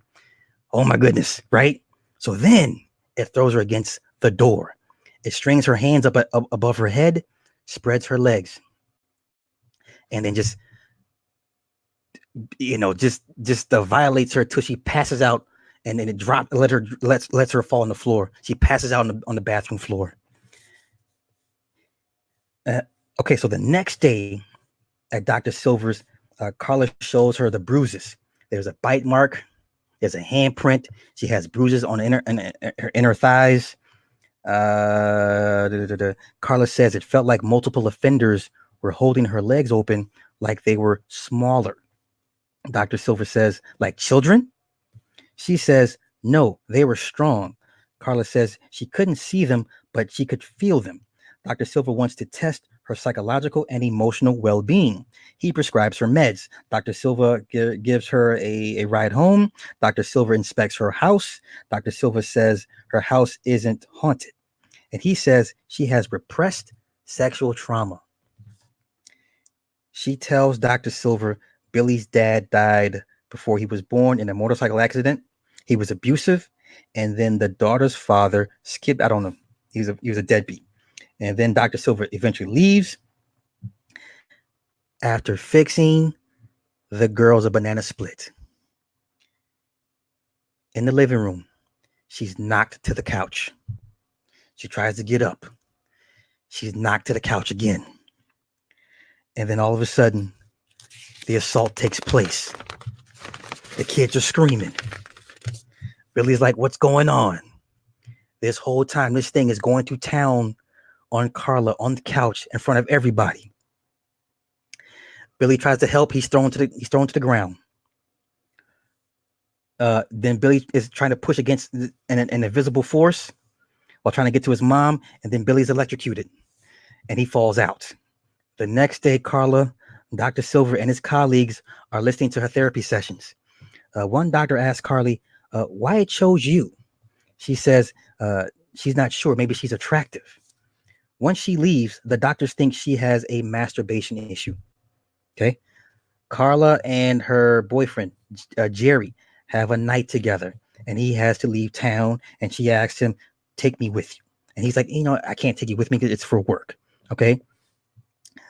Later on that night, at 3:18 a.m., the poltergeist begins to seduce Carla.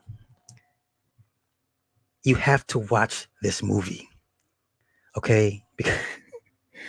Because it opens her top, and you can see her being sucked on by something, and then she's getting into it. Of course, she's in a deep sleep, right? And then all of a sudden, she has an orgasm, and she wakes up, and she's upset, and she begins to break things in her room out of anger and frustration, okay? The next day, she tells Dr. Silver, "I had an orgasm." Silver wants her to be committed. There's a back and forth. She says it won't be a problem because she won't resist him. Dr. Silver says she's sexually repressed and is manifesting her issues. Silver says Carla created her demons as a symbol for her sexual desires. Dr. Silva insists she may be sexually inappropriately with Billy, because if it was so big and strong, then why would it need help? He said it was one big one and two little ones. Okay. Carla says stays at Cindy's. So she goes back to Carla's, right? I mean, back to Cindy's. So then Cindy and her husband are about to go out to the car to leave for the night. So then the poltergeist blows out all the windows, knocks on all the pictures in the furniture, all the lighting. They hear it. So Cindy and her husband run back in the house. It blows out the last bit of windows as they walk in. They see something, right? So now Cindy believes Carla. And she was like, "Did you see it?" And she was like, "Yeah, we seen it. I seen it." Okay. So then Cindy and Carla go book shopping, and they're looking for paranormal books, studies to read up on this stuff. Okay. And they come across two paranormal investigators and she tells them her story. The investigators become witnesses to the house shaking and the foul smell in the cold spots, and they decide to take on her case. Later that night, at 4:15 a.m., the poltergeist begins to discharge an electrical current and reaches out to touch it and surmises Carla reaches out to touch it and surmises it has become weak. So it only attacks her when she's by herself. When there's multiple people around, for some odd reason, it will not do it or cannot do it. Okay. So then she screams at it like, "Oh yeah, you're weak. You can only do it when I'm by myself. You can't do it with other people around." So they take pictures of it.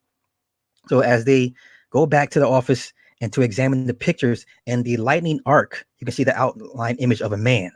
Okay. So then Dr. Silva goes to Carla's house while the investigators set up an observation post. All right. Silva is skeptical. Carla tells Phil she no longer has attacks and that she no longer needs to see him, and tells him to leave. Silver thinks the investigators are becoming an issue. And later that night, orbs are flying throughout the house. Dr. Cooley asks the entity to come forth and show himself. Then a green mass appears briefly before disappearing. Okay, so Dr. Cooley says she believes in separate planes of existence and comes up with a plan to isolate and in a controlled environment. Okay, so they want to kind of catch this thing, right? That's the premise behind it. So then the investigators leave while her boyfriend Jerry shows up from his trip. And this is the most fucked up part of the entire movie. Hands down. Okay, so then Carla tells Jerry there's something in the house that prevents her from sleeping, to explain why the investigators were there. Carla says her attacks began when Jerry left. She then tells him she was attacked, but can't explain it. And Jerry gives Carla a negligee he bought her from his trip. Okay, he gives her the negligee. He goes into the bathroom to freshen up. He comes out. The music's playing. Oh my God. So here he's looking at Carla naked on the bed. Something is on top of her, squeezing her breast, and she's gyrating. And she's like, "Help me, help me, help me." It is the most disturbing 5 minutes of footage on any movie I've ever seen in my life. You have to see this movie. So she's begging him to help her. He's like, what in the fuck? So he goes to reach out, like whatever it is, it knocks him to the ground. Okay. Uh, so then, okay. Okay. So then he grabs a chair to hit whatever it is on top of her. So then, by the time he swings the chair, she's able to move out of the way. He hits the bed. Her son runs in, thinking he's trying to kill his mom. He attacks Jerry. They get into a fight. So they're at the hospital. She has a concussion. The kids are there. Jerry's like, so Dr. Silver shows up. He's like, look, man, I can't be with this woman. He said there's something on top of her, something there. I don't know. I couldn't see it, but it was there. And he's like, he's done. He checks out. He said he couldn't deal with not knowing what the situation is. Okay. So the investigators show up, and she gives her consent to try and isolate and trap the entity. Okay. So they officially name it the entity. All right. The plan is to isolate, trap, and freeze it with liquid helium if it has mass. Okay. So the plan will take place for Carla to be at the university. They create a mock setup of her home, right, with glass housing and cameras. Okay. So then Dr. Silver shows up to the experiment, and he's trying to get Carla to leave. She won't leave. He gets kicked out. All right. So then Silver goes back later on that night to try to stop the experiment. And Dr. Cooley invites Silver to watch from the booth. The entity shows up, and Carla moves to the protected area, so it assumes control of the liquid helium, and it's moving and it's shooting the helium into the setup and freezing everything to try and move her into a particular part of the mock house. So she moves into the protected area. It freezes the glass. Okay. So then, okay. Okay. So Carla tells the entity she's done running and that it can do whatever it wants to her, but it can't have her. So then the tank explodes, and then it destroys the setup. And then Silver runs in to save Carla. The entity becomes frozen from the helium and begins to break apart and then explodes. The investigators lose all of the footage, but the president was a witness, but he refuses to acknowledge what he saw. Carla goes back to her abandoned house. She's in there by herself. The door closes behind her, and a voice says, "Welcome home, cunt." Carla then walks to the door, opens it, and then sees Cindy and her kids in the cars packing to move. And then she goes out to help them finish packing her belongings. The original incident took place in Culver City in 1974. Her name is Doris Bither. Let me find it. Oh my God, please don't take that. Okay. Okay, here we go. 1974, Doris Bither, mother of four, was living with her sons in a small house in Culver City, California, when she began to suffer a series of physical attacks that she claims were perpetrated by a group of ghosts. Bither claims that she was being raped by the phantoms. Let's see. Okay. When she was alive, Bither claimed that she wasn't just attacked by one ghost, but three different entities who would attack her on a regular basis. Two of them, she claimed, were small creatures who would hold her down, while the largest of the entities would be the one who raped her. Her sons got so used to seeing the ghost that they referred to the ghost that they saw the most as Mr. Who's It. One of her sons claimed to have seen Bither thrown around the room by an invisible phenomenon. He claims that when he tried to stop the attack, he was tossed away like loose garbage. Bither's eldest son, Brian Harris, described the entities like a fog or like a human, but not quite. The attacks against Bither were particularly brutal, and they went on for years. Bither was tossed around the room, slapped, and raped almost nightly. Her sons recall seeing major scarring on her legs and thighs as if someone had grabbed her. Bither's oldest son, Brian, claims to have witnessed many of the attacks. He says that because his bedroom was next door to his mother's room, he would have to listen to the assaults as they happened. And in a few cases, he actually saw her being beaten by an invisible force. He says, it was like a man standing in front of my mother and would start to beat her. Imagine a woman being beaten. You could see her being picked up and thrown around, sounds, slaps, but there was no one there to actually do it. He continued, "We all felt it too, pulling, biting, and scratching. We were all attacked." According to Bither's sons, she wasn't the only one in the house who was being attacked by these ghostly creatures. The members of her family would also speak about the incident, claim that at different times throughout the years, they experienced things in the house as well. And they say one of them was slapped by a creature, one of them bumped into an invisible man in the hallway, and the eldest son found a way to make the ghost particularly excited.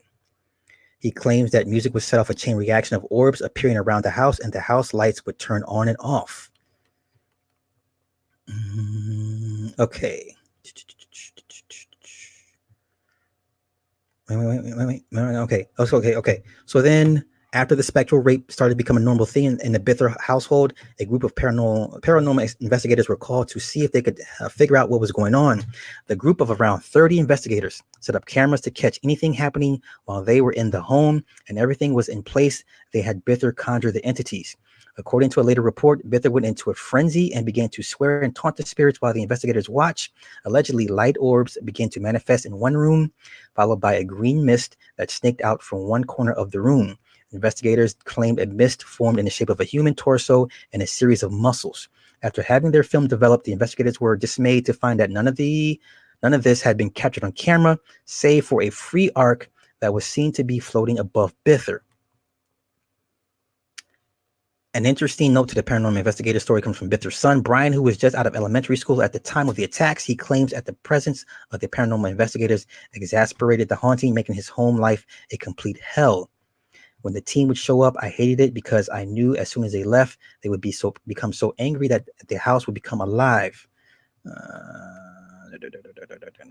Okay, so they go into theories. Okay.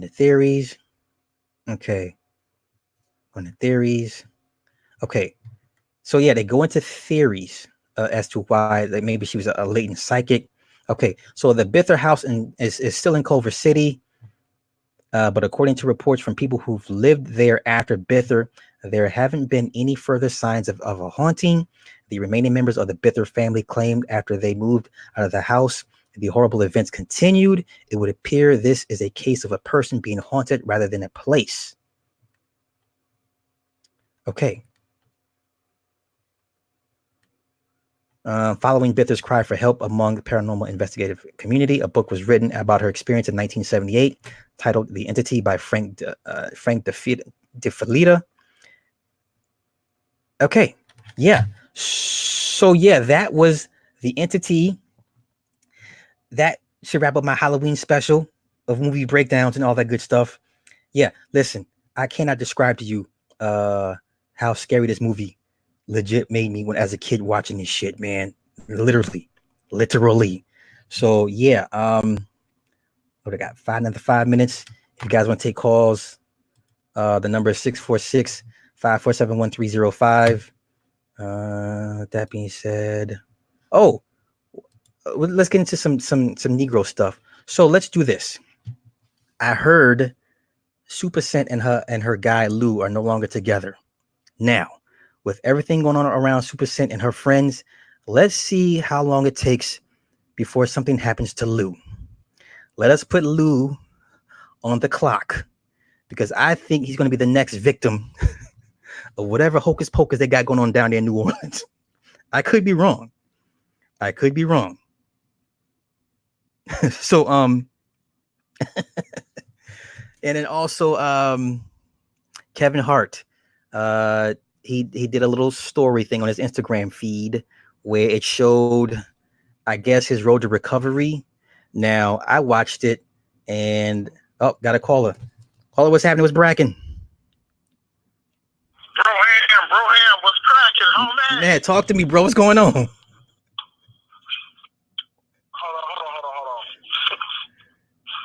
Yeah, can you hear me? Yes, sir. Yeah, what's good, man? Just wanted to call in and say what was up, man.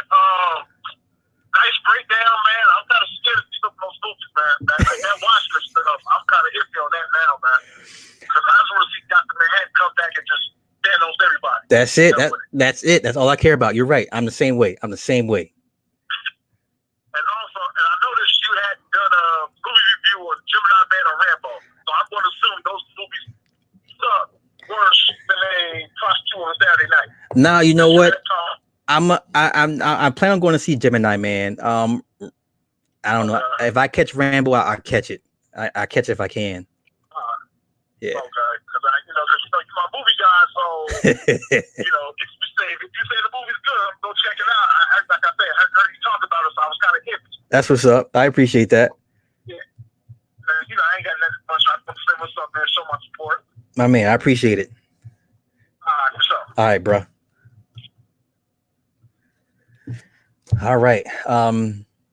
So yeah, so the Kevin Hart thing, if you believe what you saw on his Instagram, and I like I said, I'm a back injury sufferer, and so 40-year-olds don't recover from back surgery like that, because in the Instagram story, the doctor told him it's going to take you a year to recover from that, and he's already playing around, herky jerky, dancing, whatever, and he has a back brace, and you can see the surgical scar.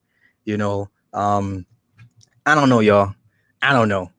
I'm over it at this point. Got another caller. Caller was bragging. Yes, this on the Wake Up Radio. I mean, yeah, it's all of us. But yeah. Okay, I was trying to contact Slides and talk to him about what he talked about on the on that entity thing. I've seen that movie too. Yeah. What's up? What your thoughts on that? Well, man, I was pretty scared of that movie too, man, because after I saw that as a kid, man, I didn't want to see it for a while until I got older. Right. I did my own a couple studies, I had an understanding of that. Yeah. Thinking about spiritual taxes and all that. Yeah. And I was a bit thinking that if he think that movie was scary, he need to do a review on Demon Seed, starring Julia Christie. Wow, you know what? Okay, I'm put on the list. The artificial intelligence robot that impregnated her while her husband was gone. Okay.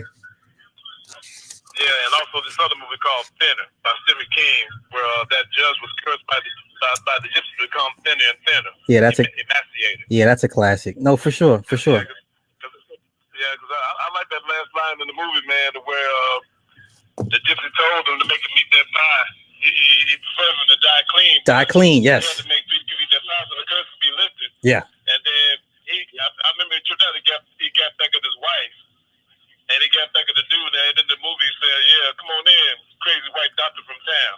Yeah. Definitely. I'll put him on the list for sure. Yeah, and also see if we could do a review of that movie starring the Leon Isaac Kennedy and Muhammad Ali called Body and Soul, the boxing movie. Okay. That was pretty tight. Because it talks about the ugly side of the boxing world business. Gotcha. Without that glamorous bullshit from the Rocky movie. Okay.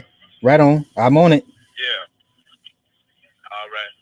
All right, my man. I appreciate it. All right. Well, I was able to talk to Sly, or is he stop accepting calls now? No, this is me, bro. Oh, my bad, man. I'm sorry about that, man. No, it's good. Y'all good. You sounded different. You sounded a bit dehydrated. You talking about that entity movie, man. I said, because I saw that, man, and man, I had nightmares about 3 or 5 nightmares of seeing that shit. I mean, yeah, I was watching it last week, and it still bothered me to watch it, even to this day, man. So yeah. Because I mean, the board, and the kids can see what was going on at first. Mm-hmm. And I was a bit thinking, man, so okay, it's not the house, it's her. Yeah. And I'm thinking, man, that dudes is like generations between groups of people. It could have been that her ancestors could have done something to other people's ancestors that made them want revenge against the closest living relative or something. Yeah, that's possible. Yeah. That's what reminds me of that show, the Poltergeist movie saga, to where the reason why they were bothered, man, because the dude built the property over the grave site. They didn't. Right, they didn't move the bodies. You're right. Yep. Yeah, they didn't move the bodies, and then there was a preacher that goes to the fight was the ghost of the preacher because they're trying to lead him to the light and everything. Mm-hmm. And so okay. Yeah, but what really made me crack up and try to the series was when the first movie, man, the dad, man, took the TV outside the hotel room, and me and my sister's mom cracked up, and Yeah. But speaking about the Watchmen, man, I mean, that's not the first TV show, man, where I saw a black woman up there whooping white dude's butt, man. I mean, you know, like that movie Kofi starring, Pam Grier. Yeah. She was a few bucks of white dude's butt and everything. But that thing about that ain't surprising. Because that's just, regular, emasculation, social engineering and stuff. Right. But what tripped me out, when they talked about the lithium and everything, and the way that the judge was hung with his left shoe off, that was Masonic. That was Masonic. That's right. Yes. Yes. Yeah, based on Masonic ritual. That's right. That's right. Because I remember I talked with my homeboy about it when at the beginning of the episode 2, where that black dude was spit on by his commanding officer from the horse and everything, and he saw that letter. That reminded me back in the day when old homeboy of mine told me he was over there in Vietnam. He saw those leaflets, man, saying "Black man is not your war. Go home." Right. And I remember my homeboy George told me, man, that the Vietnamese women, man, were wanting to bow to the brothers that was over there in Vietnam. So that goes back to the Nagas that established ancient civilization in Asia and stuff. Right. True that. True. So it seemed like they didn't want to fight against their black divine forebears and stuff. Okay. So I think that granddad is probably going to be connected to some new Watchmen because he said he has some friends in high places. Right. I said, okay, that's sort of like some sort of highly advanced ship that picked him up. Yeah. But man, I tell you, man, you need to do a review of that Demon Seed and Venom, man, because Demon Seed was another movie that scared me out back then in the 80s. Okay. Yeah, I said, man. I'll definitely get on it. And also Body and Soul with Leon Isaac King and Muhammad Ali, man, because I think that was better than the Rocky stuff, man, because they talked about the real side, the dirty, grimy, business side of boxing. Okay, cool. I'll do that. Because he had to sign a contract to get that belt. He had to become big man's property. Okay. All right. Yeah, I'll definitely check it out. All right, then, bro. Okay. You hydrate, all right? I'm hydrated. I will do that. All right. Okay, bro. Peace. All right. And with that, we're going to wrap this thing up. We're going to call it a night. Thank everybody for hanging out with me on Halloween, on Sam Hay Day. Thanks for everybody, the super chats, Nick, Pureness. I think that was it. And so, yeah, we'll do this again next week. With that being said, love and light to all y'all. So you guys enjoy the rest of your night. All right. Peace.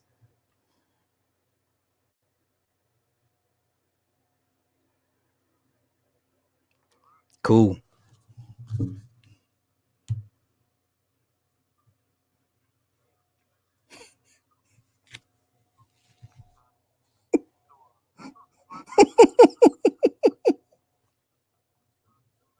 I think it was Edward. Yeah. Yeah.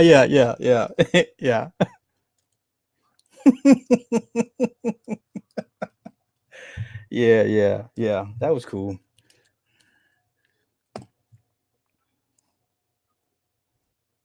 Definitely.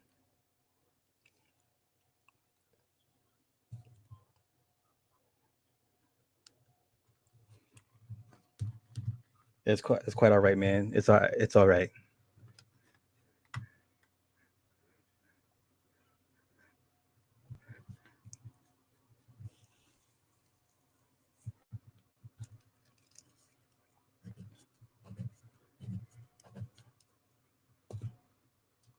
Okay, bro. That's what I'm gonna do. Hydrate. No, it's fucking snowing out here. No fucking. I'm staying my ass in the house. Fuck all that. Yeah. Oh, it's true. Yeah.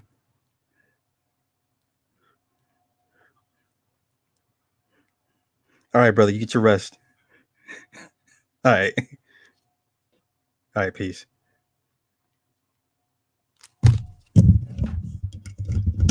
Hey. All right. Yeah, I'm not going to drag this out. Yeah, I'm not going to drag this out. I'm not. So, that was it. Next week, like these next list of movie breakdowns, I'm looking really forward to it. Like really getting into it because some of this shit's gonna be really, really good. Like let me see my list. Yeah.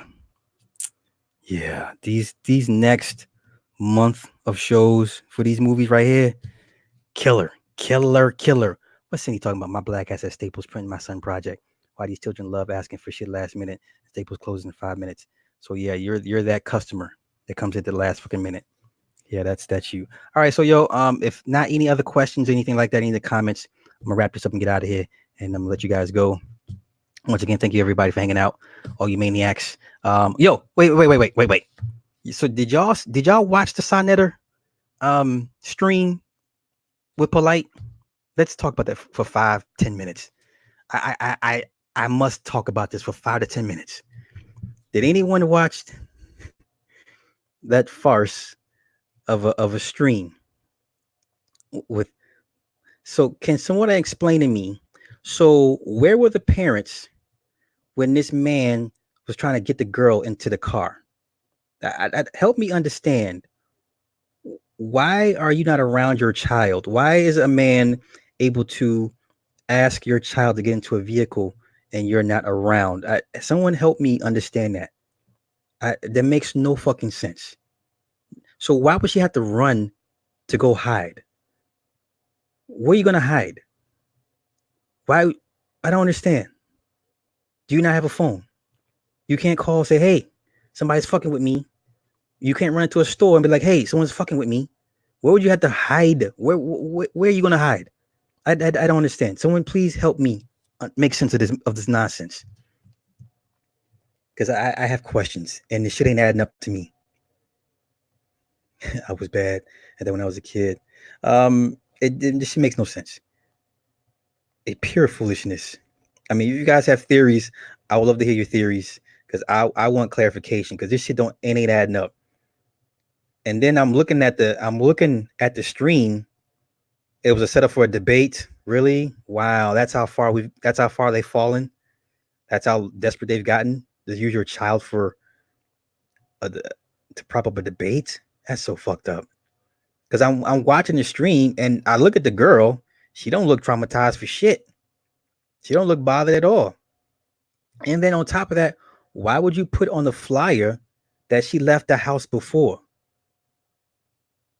Why would you put on the flyer that your child had left the house before? Who does that? Who says, hey, my child's missing, but hey, also she did this before? Who the fuck does that? My theory is his damn daughter not afraid of strangers. You know what? I call bullshit on all that. It's not. That's why I say y'all can't be feeding everybody energy like that, you know. So now you got everybody riled up and shit over his daughter. So everybody's all riled up and concerned and upset over his daughter. Renette, they found her. They found her.